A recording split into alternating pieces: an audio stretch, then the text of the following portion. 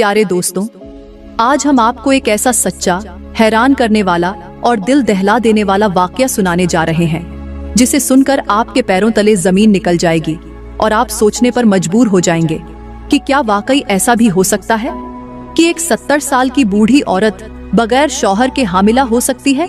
और वो कौन था जिसने उसके साथ ऐसी हरकत की। लेकिन जब बादशाह को इल्म हुआ कि वो दरिंदा कोई और नहीं बल्कि वो तो बादशाह का अपना बेटा है, फिर बादशाह ने सारी दुनिया के सामने बेटे के साथ कैसा सलूक किया, ये वो वाकया है जिसने पूरी सल्तनत को हिलाकर रख दिया। लेकिन जब असल सच्चाई सामने आई तो पूरी सल्तनत देखकर कांप उठी। तो प्यारे दोस्तों, आइए सुनते हैं आज की वो लर्ज़ाखेज और इबरतनाक कहानी जिसने पूरी दुनिया को हिलाकर रख दिया है। पुराने जमाने की बात है कि एक 70 साल की हामिला औरत सुल्तान महमूद के दरबार में हाजिर हुई। उसकी कमर झुकी हुई थी और पेट में 8 माह का बच्चा था।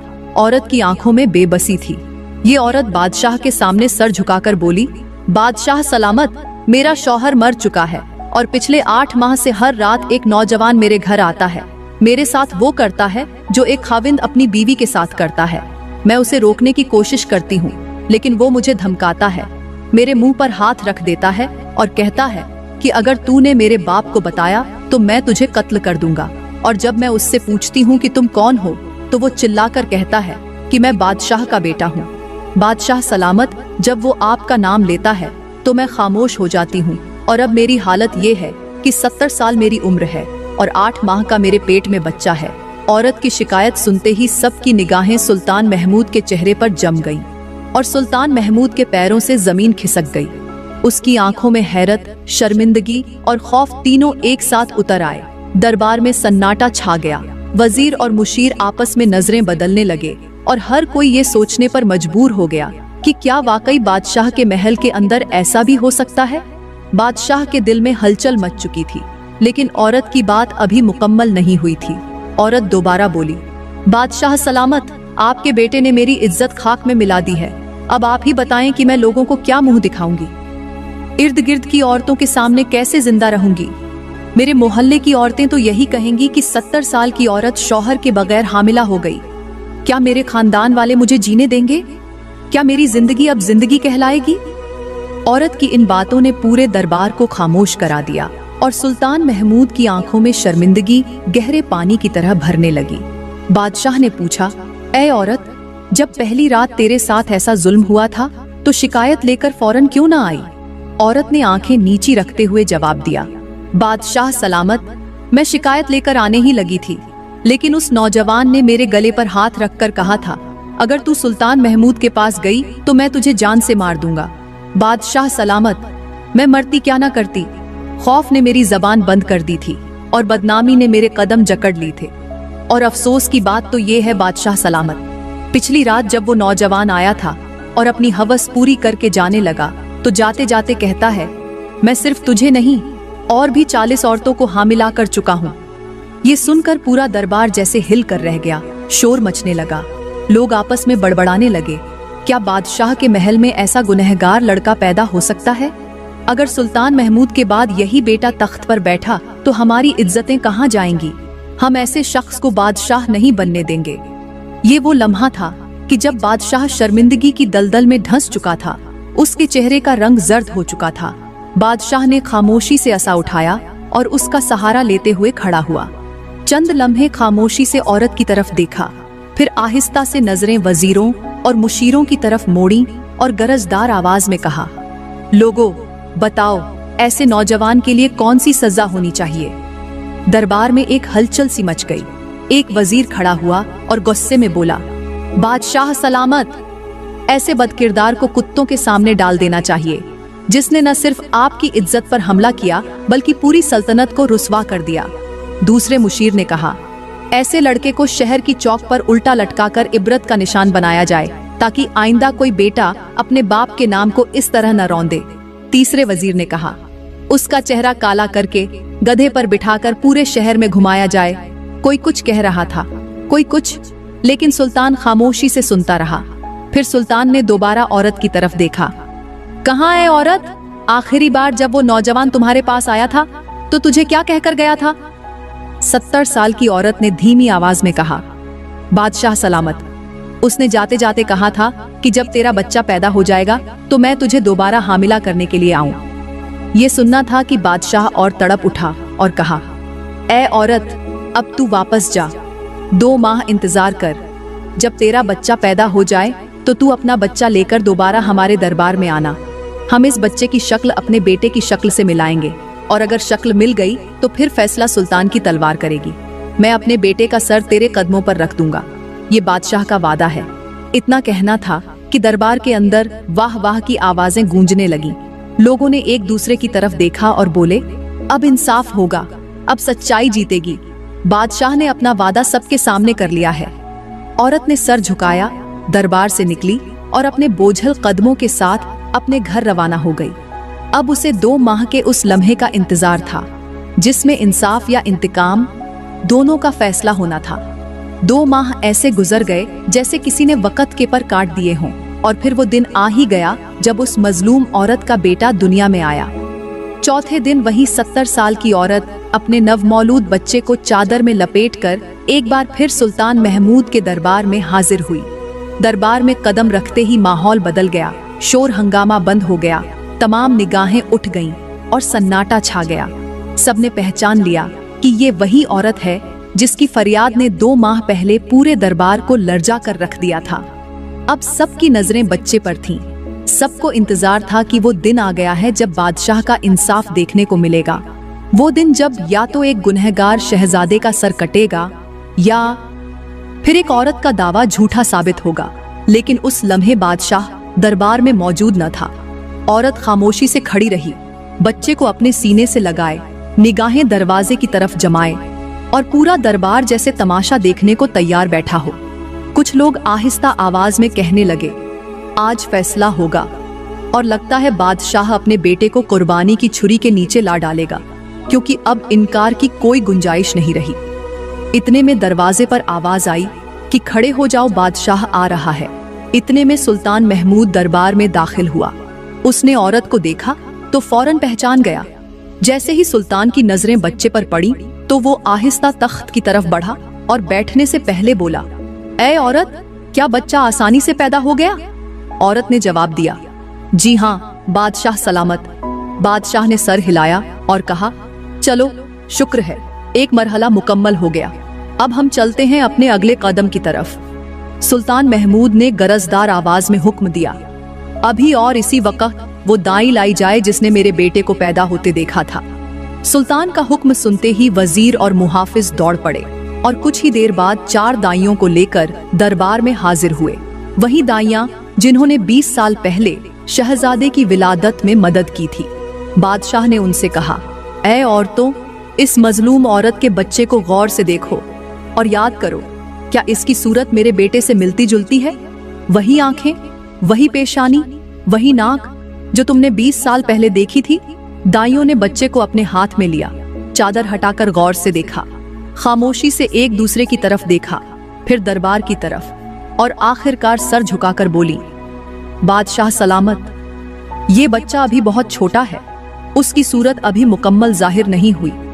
हमें इसका फैसला करने के लिए कम अज कम 3 माह और इंतजार करना होगा, तब जाकर हम कह सकेंगे कि ये बच्चा किसके चेहरे का अक्स है।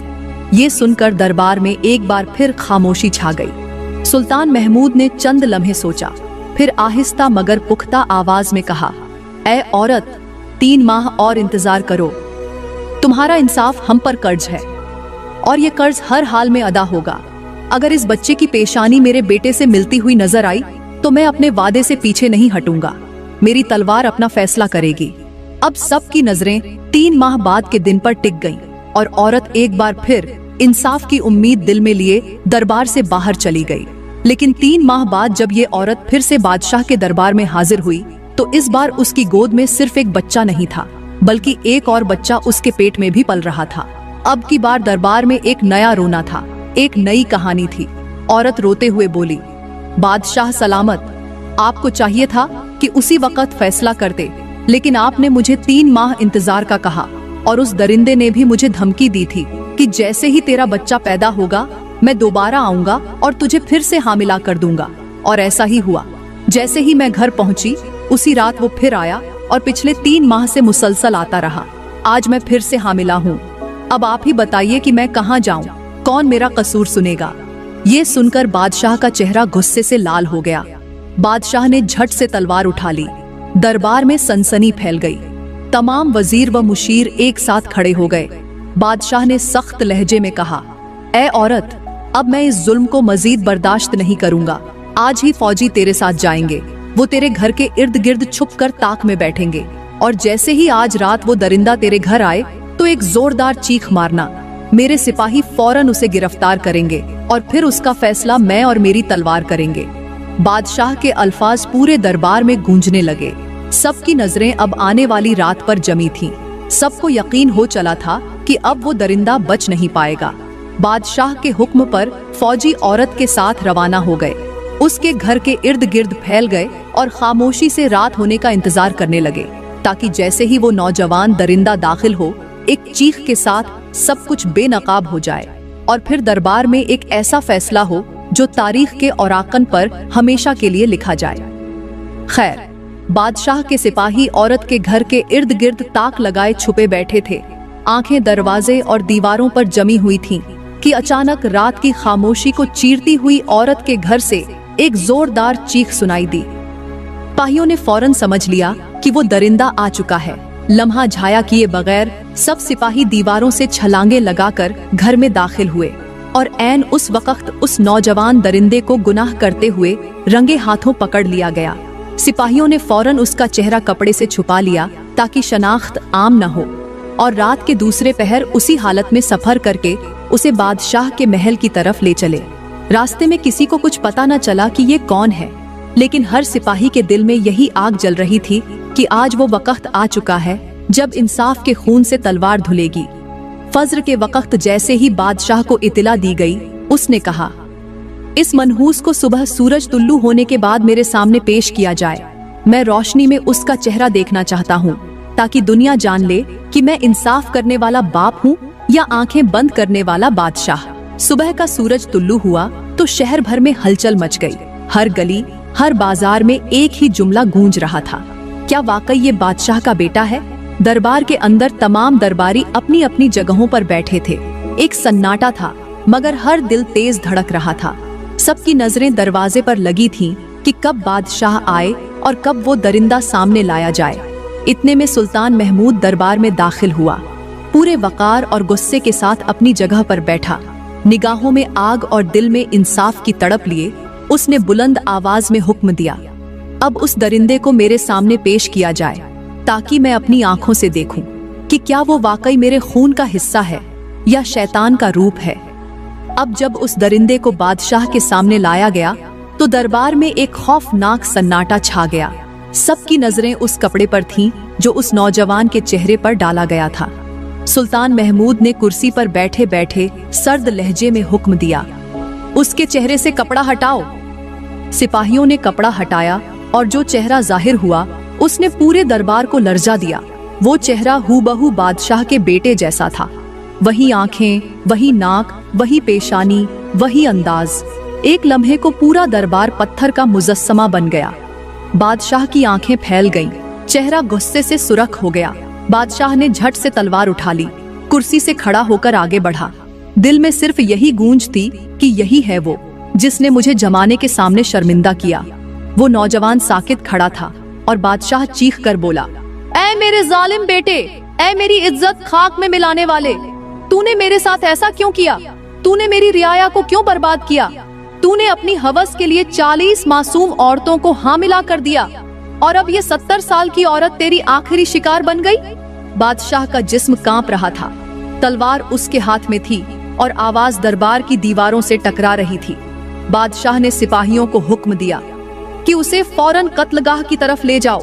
आज मैं खुद अपने हाथों से अपने बेटे का सर कलम करूंगा, ताकि आने वाली नस्लों को मालूम हो जाए कि बादशाह का बेटा अगर जालिम निकले तो उसका अंजाम भी आम मुजरिमों जैसा होता है। नौजवान को घसीटते हुए कत्लगाह की तरफ ले जाया गया। दरबार के दरवाजे खुले, लोग रास्ते में खड़े थे। सबका चेहरा हैरत और खौफ से सफेद हो चुका था। बादशाह का काफिला कत्लगाह पहुंचा। तलवार चमक रही थी और नौजवान अपने घुटनों के बल झुका हुआ था। बादशाह ने जैसे ही तलवार बुलंद की, फजा में खामोशी छा गई, लेकिन तलवार चलने से एक लम्हा पहले पीछे से एक बुलंद आवाज गूंजी, अब्बा हुजूर, ठहर जाइए, आपका बेटा यहाँ मौजूद है। आप जिसे कत्ल करने जा रहे हैं वो आपका बेटा नहीं, वो कोई और है। ये आवाज सुनकर बादशाह की तलवार हवा में रुक गई। लोगों की गर्दनें एक साथ पीछे मुड़ गईं। इतने में असल शहजादा दौड़ता हुआ कत्लगाह में दाखिल हुआ। चेहरा पसीने में भीगा हुआ, कपड़े खाक आलूदा और आंखों में एक ऐसा खौफ था जो किसी मासूम की बेगुनाही के दिफा में होता है। वो बुलंद आवाज में चीखा, अब्बा हुजूर, रुक जाइए, आप जिसे कत्ल कर रहे हैं वो कोई और है, आपका बेटा नहीं है। सुल्तान महमूद की आंखें हैरत से फैल गईं। उसने लरजते हाथों से तलवार जमीन पर फेंकी, तेजी से आगे बढ़ा और शहजादे को गले लगाकर कहा, बेटा, शुक्र है मेरे रब का कि तू वक्त पर आ गया, वरना आज तेरे बाप की तलवार एक ऐसा खून बहा देती जो मेरा नहीं बल्कि मेरे ज़मीर का कत्ल होता, मेरी आखिरी सांस में पछतावा होता। बादशाह ने फौरन सिपाहियों को हुक्म दिया, इस नौजवान को फौरन वापस दरबार में ले जाओ, अब सच्चाई और अदल का फैसला सबके सामने होगा। नौजवान को जंजीरों समेत वापस दरबार लाया गया, जहां हर आंख सवाल बन चुकी थी, हर लब खामोश और हर दिल धड़क रहा था। बादशाह ने सख्त लहजे में पूछा, अब बता, तू कौन है और मेरे बेटे की तरह तुझे शक्ल कैसे मिली? नौजवान ने एक लम्हे को सर झुकाया, फिर नजरें बुलंद की और कहा, बादशाह सलामत, मैं फलां औरत का बेटा हूँ जिसकी इज्जत आज से 40 साल पहले छीनी गई, और वो जालिम कोई और नहीं, इसी औरत का शौहर था जिसे मैंने हामिला किया। उस शख्स ने मेरी माँ को बर्बाद किया, उसने मेरी माँ को हामिला किया था जिससे मैं पैदा हुआ। मेरी माँ ने मुझे पाला, सच्चाई छुपाई, मगर मरते वक्त एक जुमला कहा था कि बेटा, मरने से पहले उस शख्स की बीवी से वही करना जो उसने तेरी माँ के साथ किया था, ताकि मेरी कब्र को करार मिले और मेरा इंतकाम मुकम्मल हो। बादशाह सलामत, मैंने जुर्म किया इसीलिए कि मेरे वजूद की इब्तिदा ही इंतकाम से हुई थी। मैंने वही लौटाया जो मेरी माँ के साथ हुआ। फिर बादशाह ने संभलते हुए तेज लहजे में पूछा, ये बता कि तेरी शक्ल मेरे बेटे से क्यों इतनी मिलती है कि मैं भी धोखा खा गया? तो वो नौजवान जो अब अपने अंजाम के सामने खड़ा था, निहायत ठहरे हुए अंदाज में बोला, बादशाह सलामत, इसकी वजह यही है कि मेरा जो बाप था वो आप ही का सगा भाई था, जिसे आपने आज से 30 साल पहले एक गुनाह की पादाश में शहर बदर कर दिया था।